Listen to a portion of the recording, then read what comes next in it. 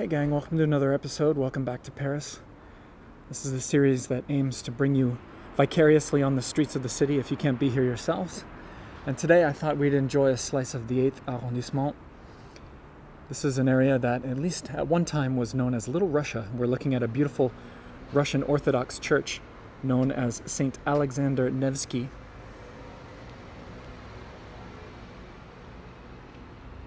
And we'll start with this beautiful piece of architecture and make our way along the avenues of the 8th Arrondissement. The story behind this church is an interesting one. In 1814, following Napoleon Bonaparte's military losses in Russia, the enemy continued to push all the way into northern France until they reached the suburbs of Paris itself, leading to what is now known as the Battle of Paris. And it didn't last very long because the Russians and their allies very swiftly gained the upper hand, forcing Napoleon to abdicate as Emperor of France, and he went into exile as a result. Following that victory, several Russian military personnel remained in Paris, and as more and more Russian immigrants poured into the capital, it was clear that the community needed its own Orthodox Russian place of worship. So in the mid-1800s, St. Alexander Nevsky was built here. It was the first Russian Orthodox church in all of France.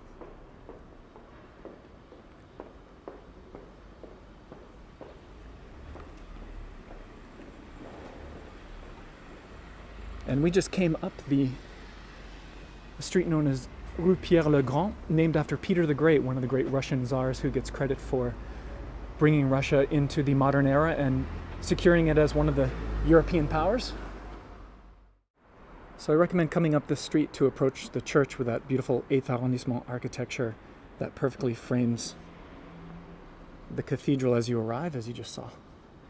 A couple of interesting facts about this church is that Pablo Picasso himself, while living in Paris, got married here in 1918, and the reason was his bride was a Russian dancer by the name of Olga Khoklova. And many of Picasso's artist and writer friends were in attendance for that wedding ceremony. This building also housed the funeral service for the famous Russian painter Kandinsky. And the style borrows heavily from Byzantine architecture, which had spread out from Constantinople into Moscow. Also, there's some Muscovite Russian influences here for sure. And the 5 steeple structures that you see three of them here. There are 5 in total, and they represent Christ along with the 4 evangelists. Above the entrance, we see a tympanum here, which is a lovely mosaic made of 250,000 pieces of Murano glass from Venice. And the floor plan of the church is in the traditional shape of a Greek cruciform shape. And all throughout inside, I'm not allowed to take any photos or videos inside, and so keep that in mind if you visit. Inside you've got just liberal use of mosaics and frescoes and wooden ornamentation and gilding and copious representations of saints and evangelists inside. Really quite nice. Perhaps I'll give you a view quickly from the courtyard itself. There's also a stunning dome inside when you enter, representing Christ and scenes of his life. The entrance itself is very ornate and superb.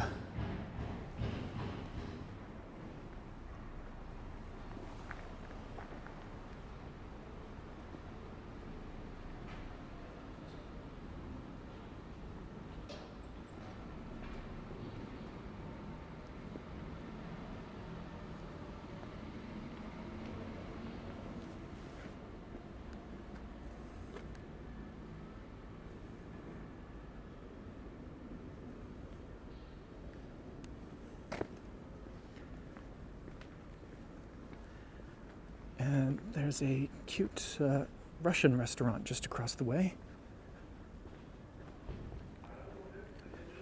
So let me go tell you about that.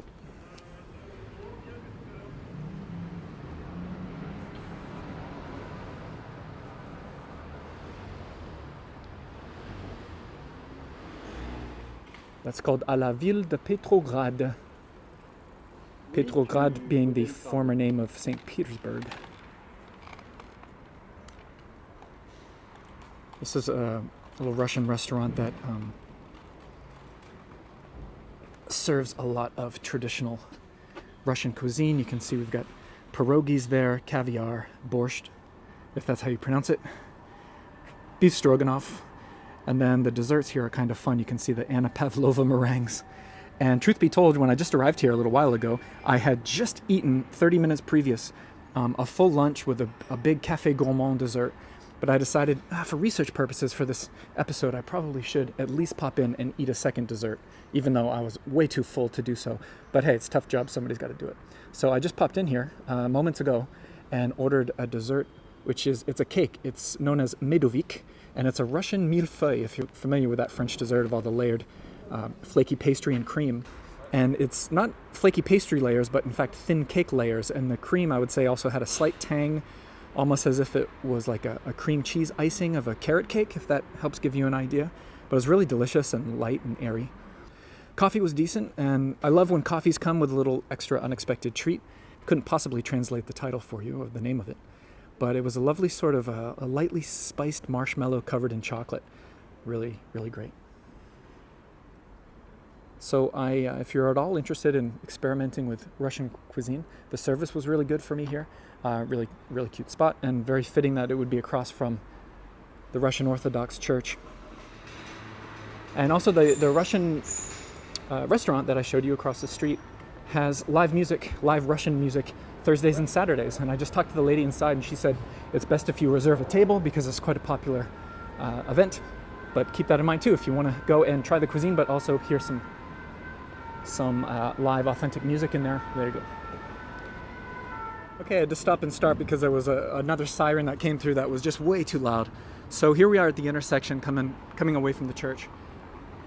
Some great classic French architecture. And we are on a street known as Faubourg Saint-Honoré. And I think what's happening here, I think they've got this all blacked out on the sidewalks for the filming of whatever they're doing.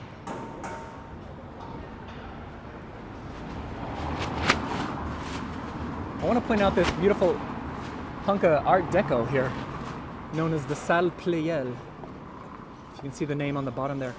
Good example of Art Deco in Paris, which we tend to see a fair amount of Art Nouveau out in these arrondissements here, but Art Deco from the 20s and 30s is a bit more rare, so I always like to get an eyeful of that. This is considered still one of France's greatest concert halls, and in its early days, the conductors of its orchestra included big names like Stravinsky and Ravel. Starting in the 1950s, this place became the home of the Paris Jazz Festival. So it started welcoming some huge titans of jazz like Louis Armstrong and Ella Fitzgerald, Miles Davis, Django Reinhardt, Ray Charles. And then across the street we're a little bit too close, but you can get an idea of the extraordinary facade across from the Salle Pleyel.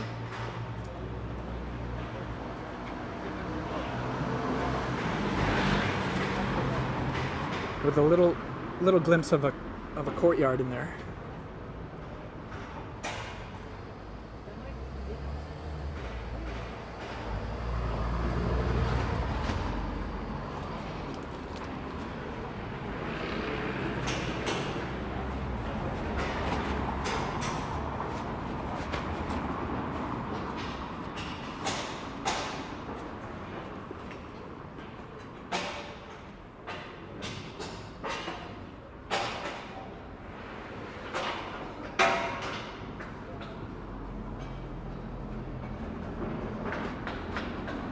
Yeah, this must all be for the filming of whatever they're shooting here. There's quite a huge structure on the other side here.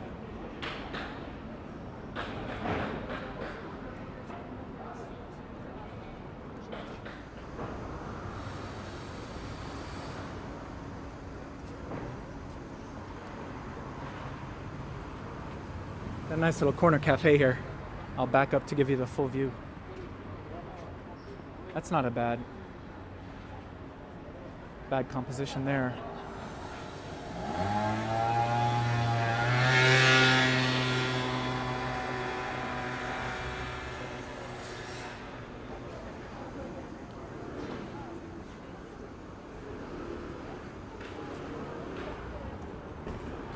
extends all the way down. A lot of leafy goodness going on here. It's called La Belle Poule, which would tend to translate to meaning the beautiful hen. I don't know if that would be kosher to call a girl that in real life. You're a beautiful hen, baby. I don't know if that's customary in France, but great little spot. La Belle Poule.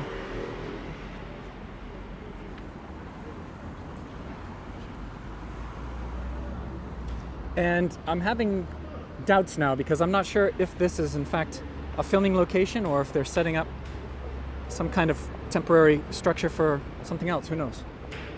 Who knows? There's always something going up and something coming down. We're still along the Rue du Faubourg Saint-Honoré here in the 8th Arrondissement, and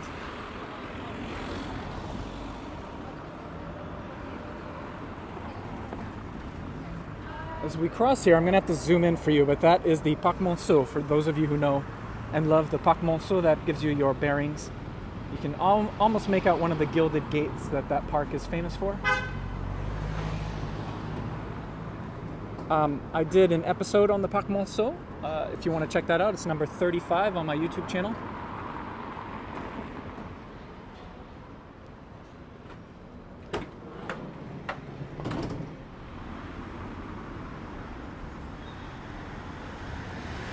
This is an interesting structure. I remember it really intrigued me the first time I discovered it here.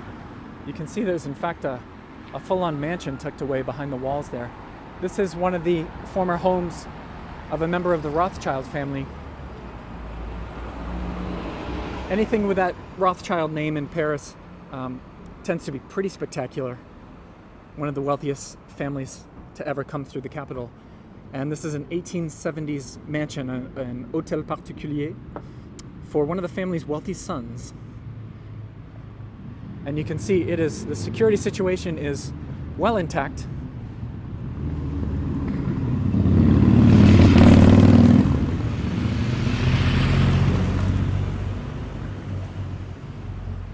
But the door is cracked open, but there's also a security guard and he sees me filming, so I don't know if I might just have to put up perhaps an image or two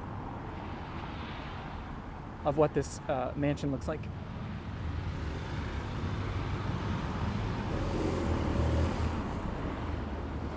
Stunning. Absolutely stunning. Today it's used as an event space and you can rent out various salons and the ballroom and garden spaces and whatnot. Well, this guy turned his back to us, so can we...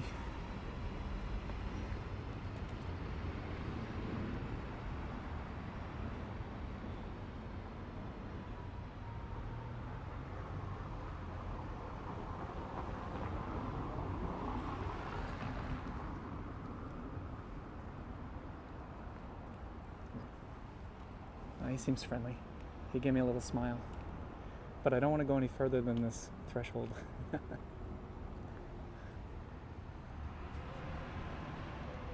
Pretty extravagant indeed. Oh, and then look at this section to the side. Absolutely beautiful. Merci, monsieur. C'est gentil. Merci. Bonne journée.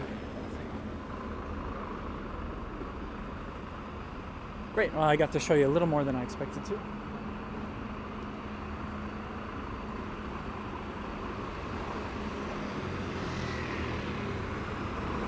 Sometimes moments like that, I glance down at my screen to make sure that I was in fact recording, because that would be a shame. Excuse me, sir, do you mind, I didn't hit record. Can we have a do-over? There's no guarantee that would go over well.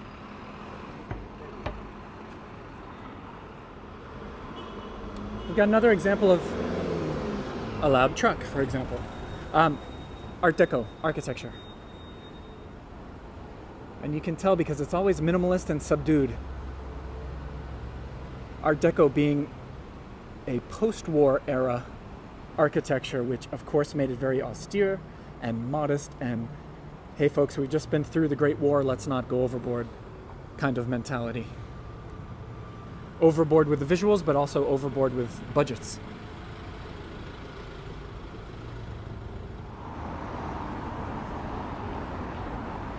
Look at this unique rooftop that I wanted to point out to you. Boy, you don't see that anywhere else in Paris. That is extraordinary. That is a far cry from the traditional slate or oxidized zinc roofs that we see. My goodness. I wish I could get us like really, really up close to that, but this gives you an idea. I guarantee you I've never seen anything like that before, and it makes me wonder what the nearby residents thought of that decision.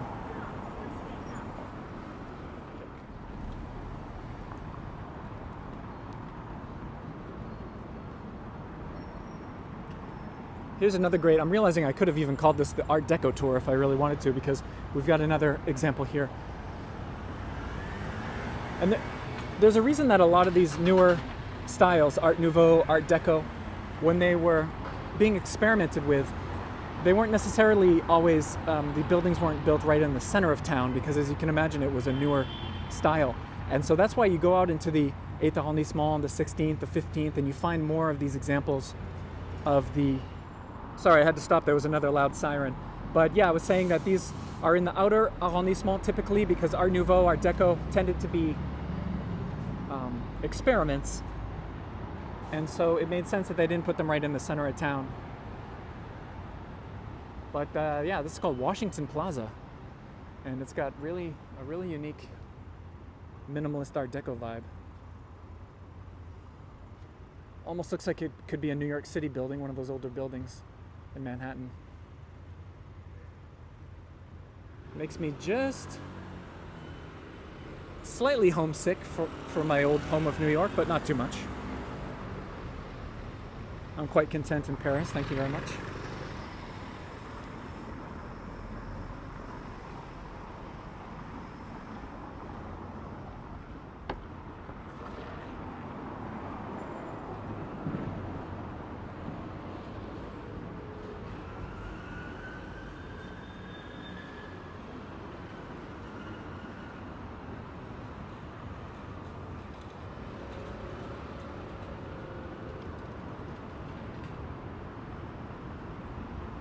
It's like a porcupine. That is one for the ages. We talk about the unique rooftops of the city. Cute hotel entrance here. Hôtel Plaza Élysée. We'll finish this walk actually not too far from the Élysée Palace, which is the White House of sorts, the residence of the French president. But that is lovely. If we can get everything in frame without getting run over, that would be lovely. Look at that. Cute little hotel to come back to. Look at the double levels of street lamps there. That is dynamite. Love it. Oh, and I can see there's I've never been inside here, but a chandelier inside, if you can make that out. Lots of reflection, but yeah, you get an idea.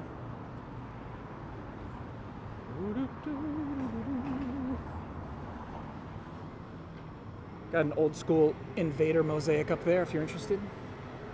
You don't see too many monochrome installments by this artist.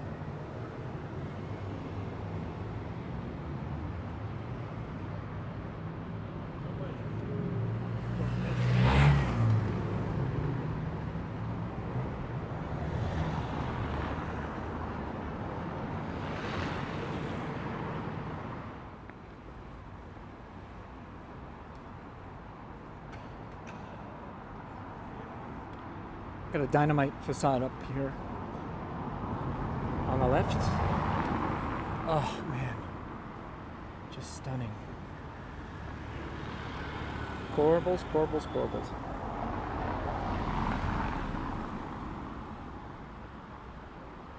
Wow.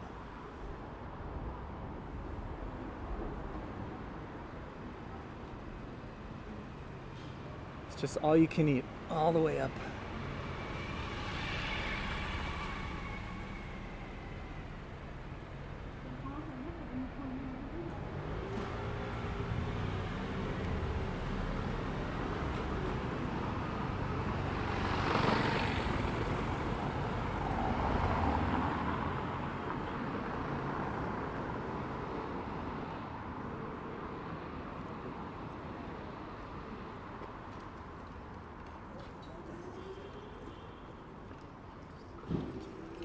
Look at this, standing in the middle of the intersection. But you notice how the little angles up above each window almost create a sort of zigzag pattern along the top. And I'm pointing that out because, almost like a squiggly line, because what's really cool is it absolutely continues forever on this side. So you can see it starts here and there's a little zigzag, and look how far down it goes. All the way down. Sorry, I'm way too zoomed in now. Probably looks like crap. Anyway, I wanted to point that out.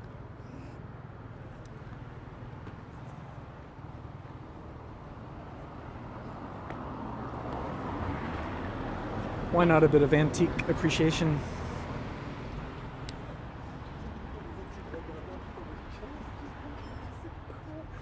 This is the kind of furniture that I would die to be able to decorate my home like this, but because my wife Charlotte is absolutely more of a modern interior designer type of person, she's like, no, thanks but no thanks. So if I ever am lucky and wealthy enough to buy some of that furniture, I don't know where I'm going to put it. I'm going to need a heck of a man cave down in the basement.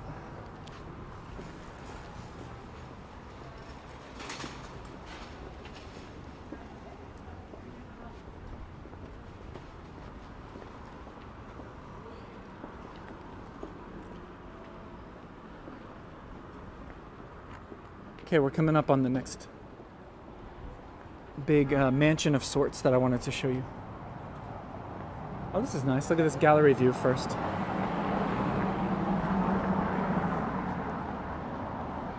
I always love a stone lady missing her arms.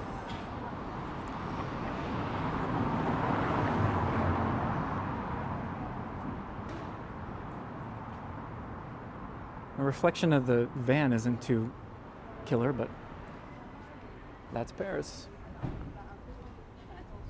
So yeah, this place here, it's called PVH. Beautiful courtyard. As you can see, we can pop in. One of the reasons I pre-recorded this on a weekday is if I were to do this on a Saturday, all these doors would have been closed. So if you want the full experience, I recommend you come through here on a weekday. I'm not sure, so you can see the name PVH right on the right. And you're going to see how lovely this is. I'm not sure exactly what's inside, but I know that there are offices related to the industries of textiles and furs and leather products. And I'm going to only film from the door because a while ago when I was here, I walked in a little too far and someone very politely asked me to leave. And they were polite about it, but they still didn't want me to go any further into the courtyard. Well, maybe just a couple of steps, not going to hurt anybody. So yeah, this is office space for some sort of big, I don't know, some industry that I know nothing about. But they must be doing pretty well for themselves to occupy the space. A couple more steps aren't going to hurt. Absolutely. People having a cigarette break there. And we won't bother them any further, but so many of those little universes hidden behind these big doors. And if you came on a weekend or in the evening, these doors would be closed. You'd have no idea how lovely everything was behind.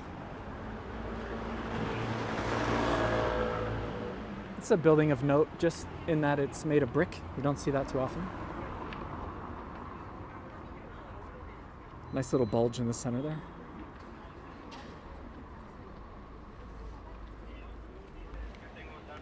Little belly bulge. More attractive than mine at the moment.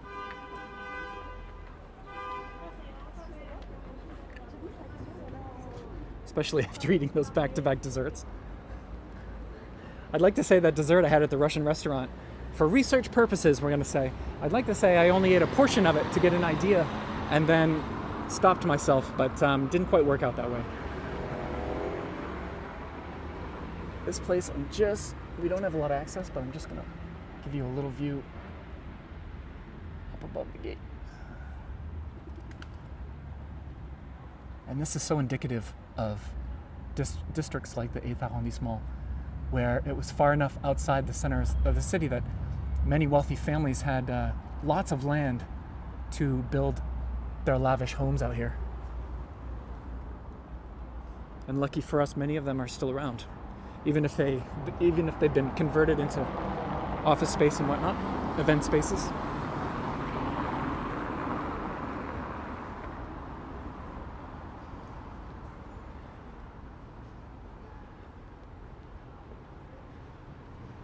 And I will remind you, I always feel kind of icky doing this, but if you're watching the live premiere on YouTube, the super chat function is probably available to you, the little $.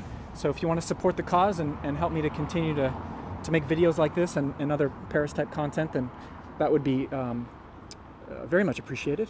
And even if you're watching the replay, a lot of people don't know, you can click under the video on the little heart with a $sign in it, and that's called a super thanks, and it's a way to give a tip even if you're watching the replay. And it's the same idea, a little donation to help me continue these episodes. We're at 166, and whenever there's an open courtyard, we go for it. That's how we roll. Seems like there's a series of businesses in here.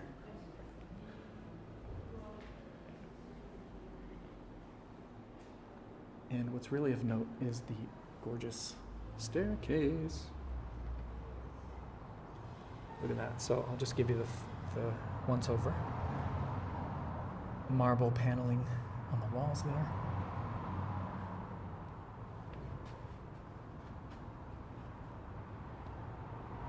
And if we zoom in just a little bit, that ironwork is stupendous.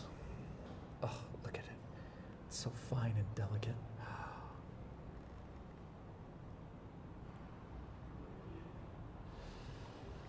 Yum, yum, yum. Yum, yum, yum.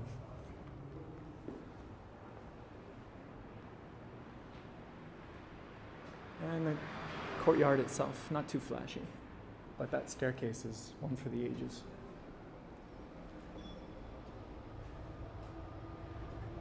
That'd make you feel good coming home at night. At least I hope it does.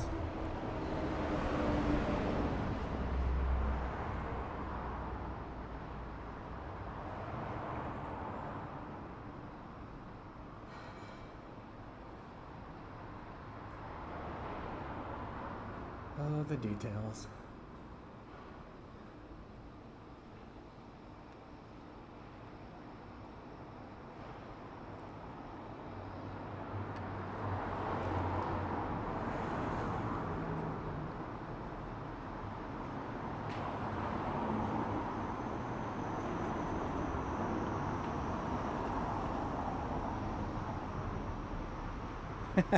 This doesn't necessarily fit in with the aesthetic of the day, but look at this.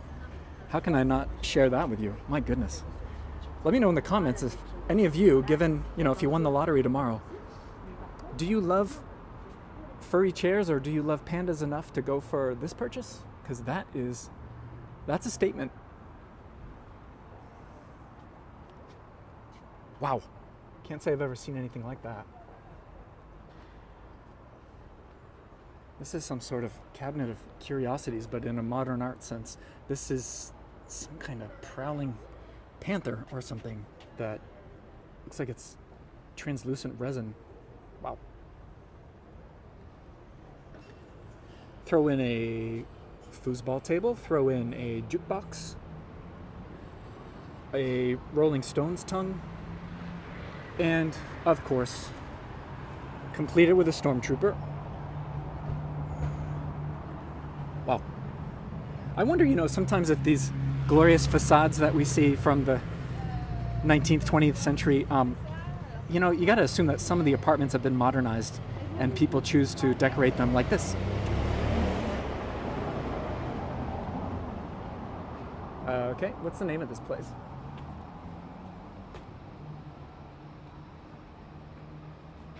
Pacific Compagnie.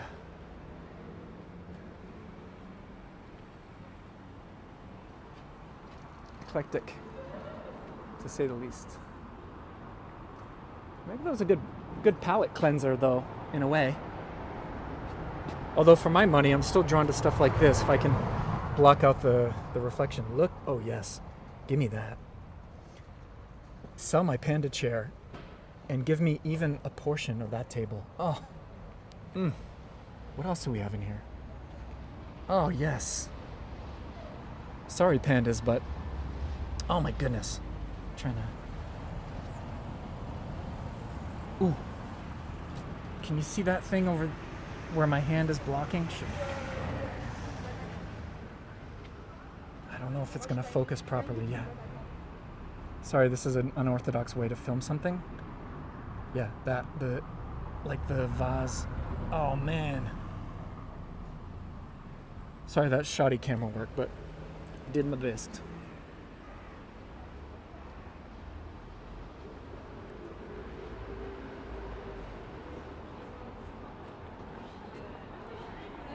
Again, we are on the Rue du Faubourg Saint-Honoré and we're heading east in the 8th Arrondissement.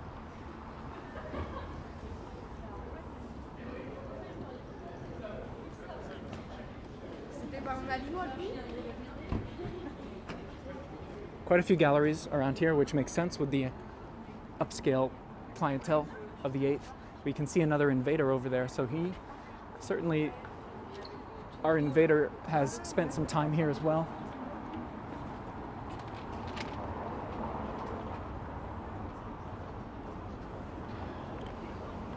We're coming up on a church that I want to pop you into.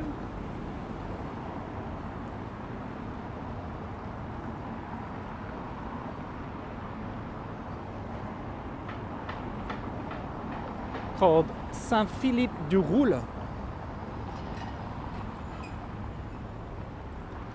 It's from the 1770s, and the architecture was heavily inspired by Roman antiquity, which we see very often.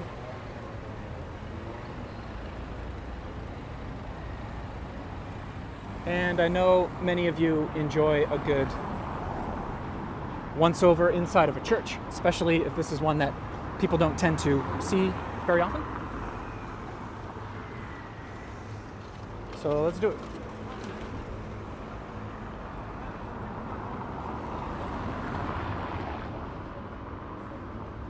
Saint-Philippe du Roule.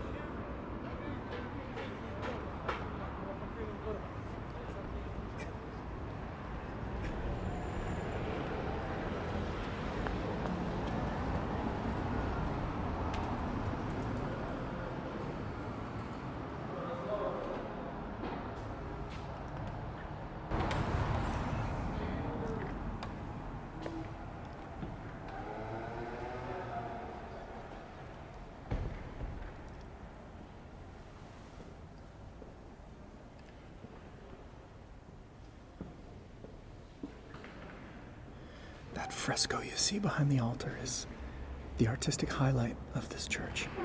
I'll try to give you a better look at that.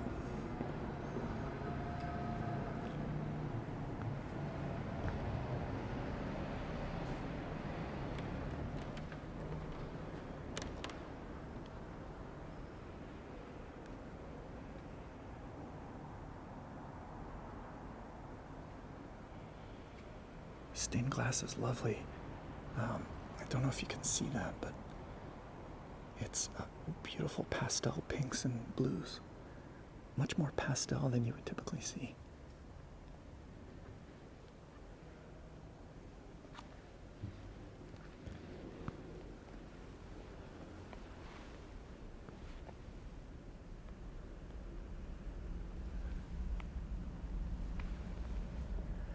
And again, inspired by Roman antiquity.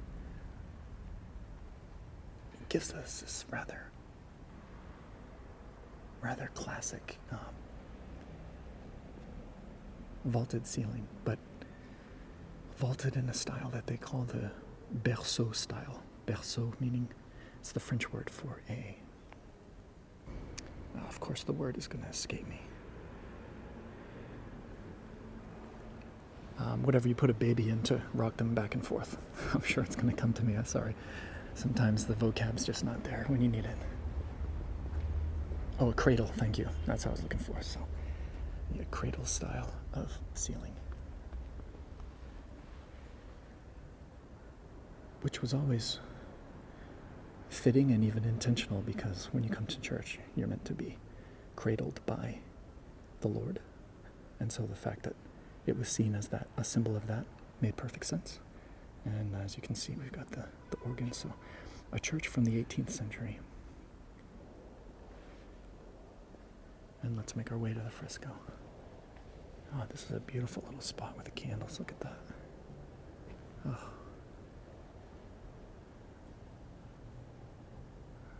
So peaceful.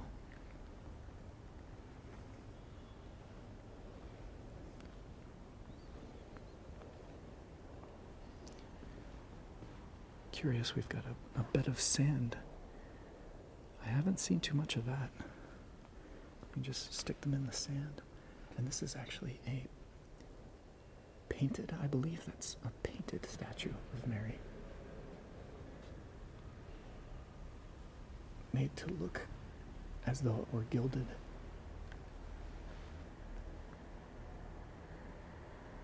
Spectacular.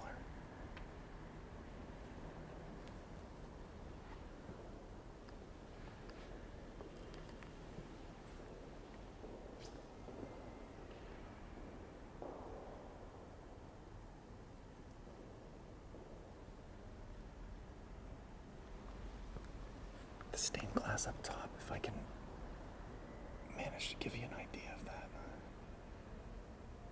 Let's see what my camera can do here.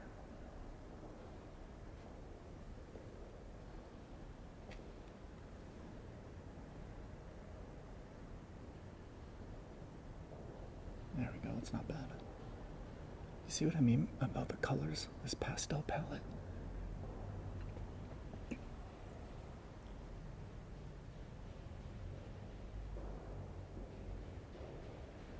Lovely indeed.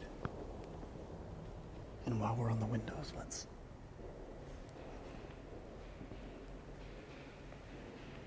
check these out. This is one of those churches that must be almost completely overlooked by your typical traveler or tourist.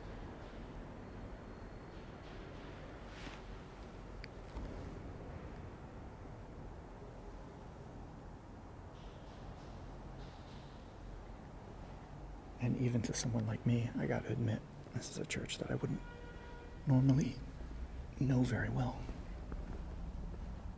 So this is always a fun discovery for me as well. Look at this transept chapel. Let me zoom back out for you. Transept's not very deep in this church, but you can always count on a couple of nice chapels on either side.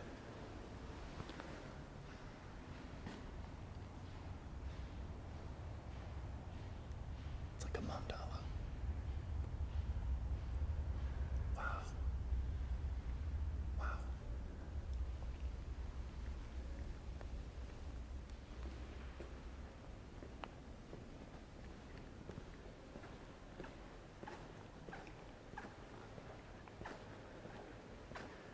I love a church where all you hear is your own footsteps.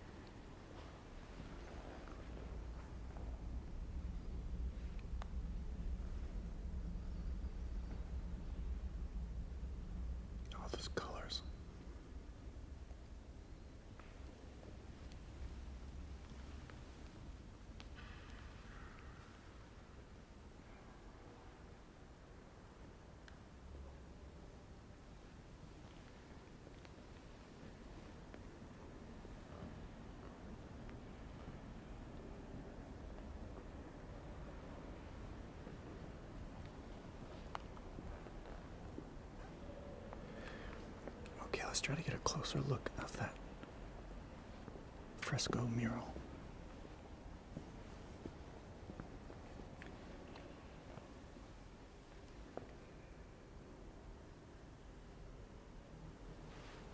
Let's see what we can do.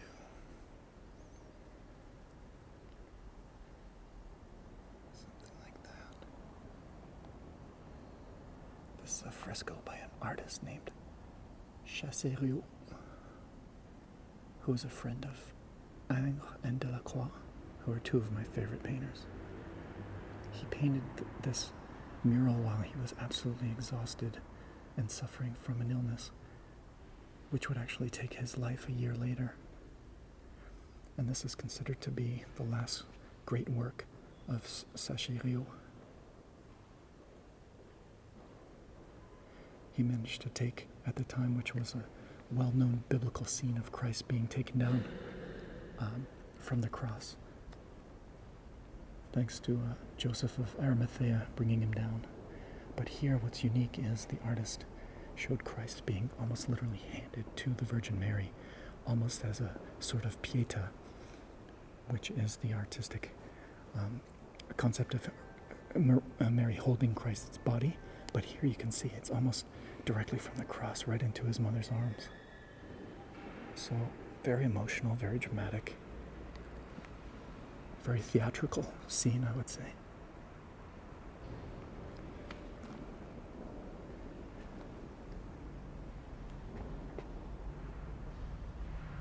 Lovely. Hope you enjoyed that.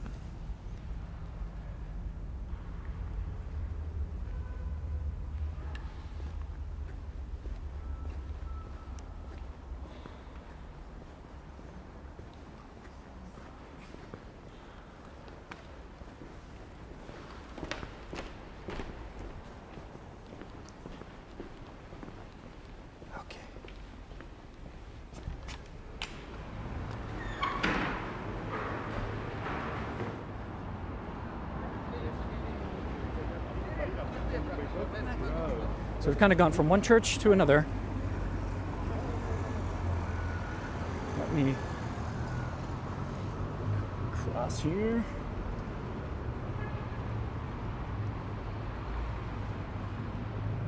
Shall we do a little bit more? Why not?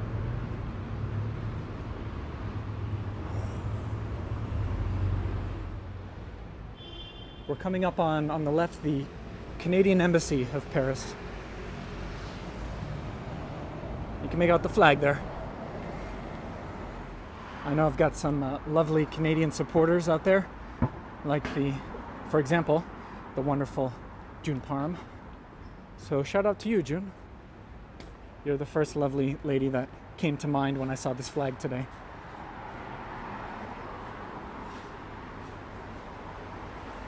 The building's not too shabby. Most of the embassy buildings are pretty spectacular. And quite a few of the embassies are in this arrondissement, for sure, including the American one.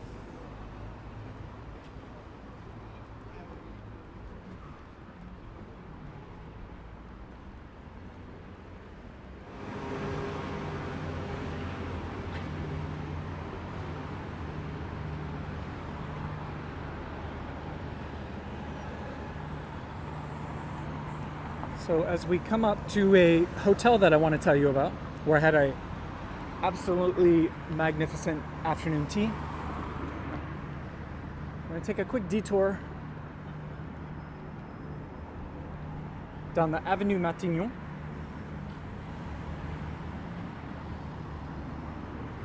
Because we have these, some of you may know if you see a statue of a lady that's holding up a piece of architecture, we call it a caryatid. But when it's a male version, it's known as an atlant. And so that's how we would probably best describe these beauties. And even though they're not classical in style, they're quite modern. Perhaps we could say even meant to evoke or mimic a bit of a Rodin's thinker, perhaps. But these are a couple of atlants, as you can see, very mightily holding up this rather modern facade.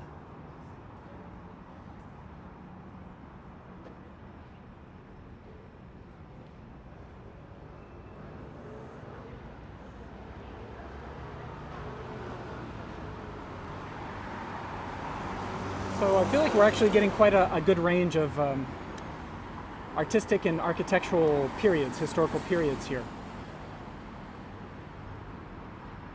Everything from really old school to 19th century to fluffy panda chairs and everything in between. And then we're not going to head down there, but I'll just zoom in a little bit because we've got a little trompe-l'œil, sort of a faux facade and window situation that's painted there. A little splash of color on what would otherwise be a pretty nondescript wall. So just wanted to throw your eyes that way for a moment. And let's finish this episode in front of a lovely hotel called Le Bristol.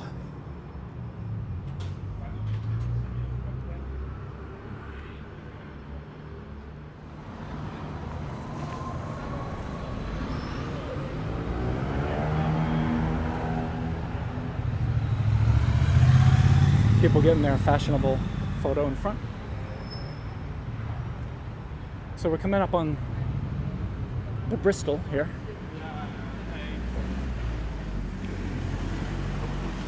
For fellow lovers of the movie Midnight in Paris, this is where Owen Wilson and the family are staying at the Bristol, and we see a little bit, a scene or two filmed in front of the hotel under this classic awning. I'm going to pull up some photos that I took of the lobbies inside because they are breathtaking, and so hopefully you'll enjoy a look inside.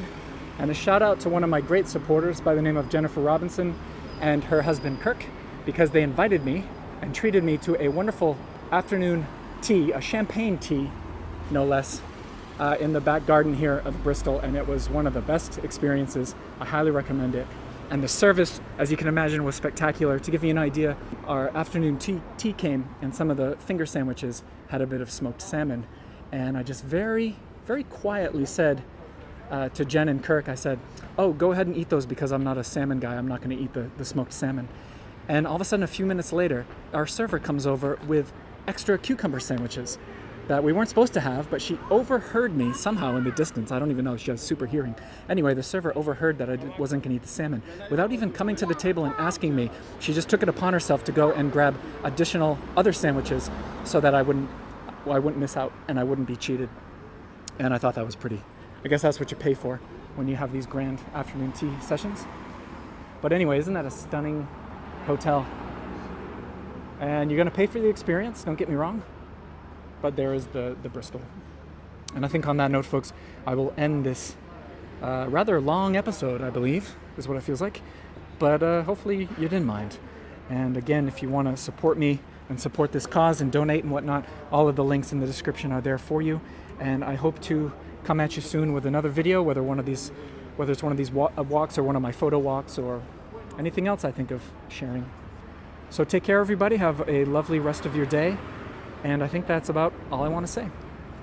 If you can't bring yourself to Paris, I'm going to do my best to bring it to you. I remembered, I dredged up that old tagline from way back.